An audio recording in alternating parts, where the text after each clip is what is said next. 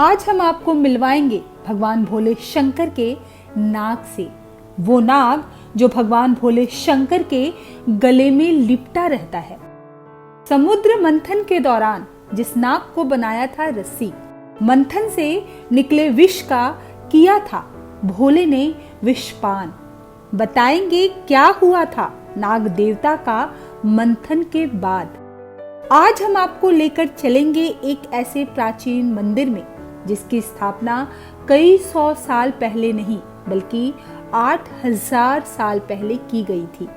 पौराणिक कथाओं के मुताबिक अगर आप प्रयागराज तीर्थ यात्रा पर आए हैं तो तब तक आपकी यात्रा पूरी नहीं होती जब तक आप इस मंदिर के दर्शन नहीं कर लेते।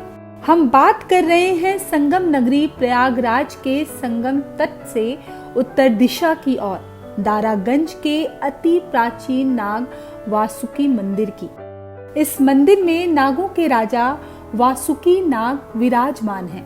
वही राजा नाग वासुकी जिन्होंने समुद्र मंथन के दौरान रस्सी का काम किया था। समुद्र मंथन के बाद क्या हुआ था वासुकी नाग के साथ, जानते हैं पूरी कहानी।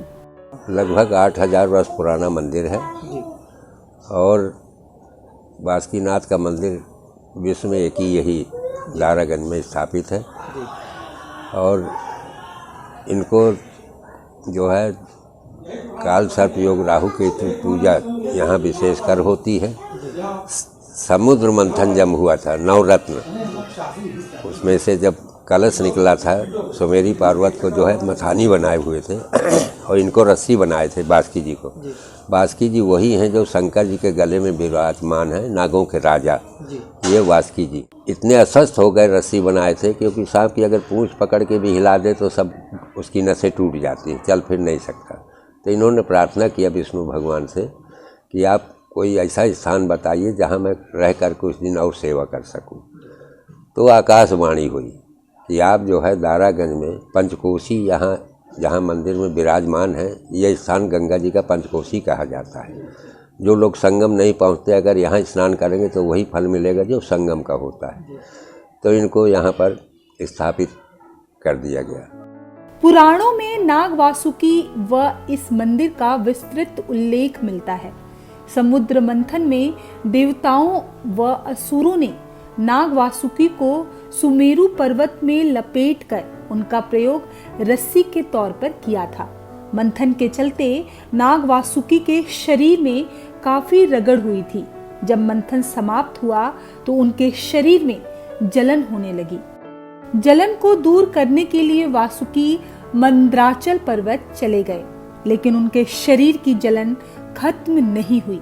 तब नाग वासुकी ने भगवान विष्णु से अपनी जलन खत्म करने का उपाय पूछा।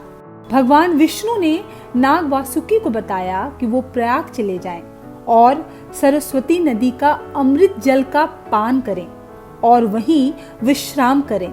इससे उनकी सारी पीड़ा खत्म हो जाएगी। नाग वासुकी मंदिर में शेष नाग और वासुकी नाग की मूर्तियां हैं। इस मंदिर के बारे में ऐसी पौराणिक मान्यता है कि यहाँ आकर पूजा करने से काल सर्प दोष हमेशा के लिए खत्म हो जाते हैं। इन्होंने कहा कि मुझे लोग जानेंगे कैसे, नागराज करके प्रणाम कर लेंगे। तो कहा नहीं, आप काल सर्प योग राहु की पूजा निवारण करिएगा।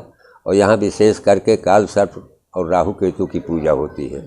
और इसमें जो है बर्फी है, पेड़ा है, दूध है। पूजा में विशेष करके जब पूजा होती है उसमें शंकर जी का रुद्राभिषेक जरूरी है क्योंकि शंकर जी के गले के विराजमान नागराज हैं। तो पूजा ये विशेष करके खुश होते हैं दूध, क्योंकि सर्प दूध ज़्यादा अच्छा अपने को समझते हैं। तो इनको दूध, लावा, बर्फी, फल फूल, मिठाई ये चढ़ता है। और विशेष करके काल सर्प योग राहु केतु ही की पूजा यहाँ ज़्यादा होती है। नाग वासुकी मंदिर को लेकर एक औरंगजेब की भी कहानी प्रसिद्ध है। औरंगजेब ने नाग वासुकी मंदिर को भी तोड़ने का प्रयास किया था। औरंगजेब गंगा तट की ओर से मंदिर में पहुंचा और अपनी तलवार निकालकर जैसे ही नाग वासुकी की मूर्ति पर वार किया, अचानक नाग वासुकी का दिव्य स्वरूप प्रकट हो गया। उनके विकराल और भयंकर स्वरूप को देखकर औरंगजेब कांपने लगा और डरकर बेहोश हो गया। इसलिए प्रयाग में 7 प्रमुख तीर्थों में नाग वासुकी मंदिर शामिल है।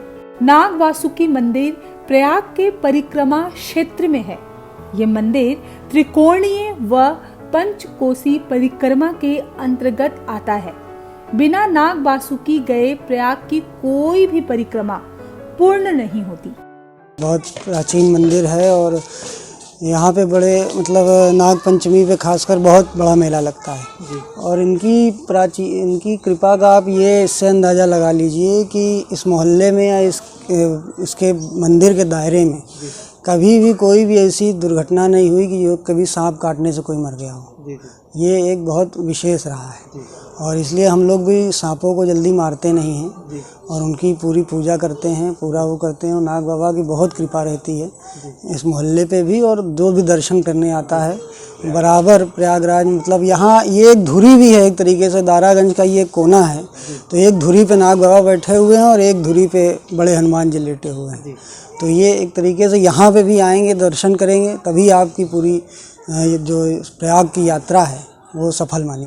नाग पंचमी के दिन लगने वाले मंदिर के मेले में श्रद्धालुओं की भीड़ देखकर आप भगवान नाग वासुकी की महिमा का अंदाजा लगा सकते हैं।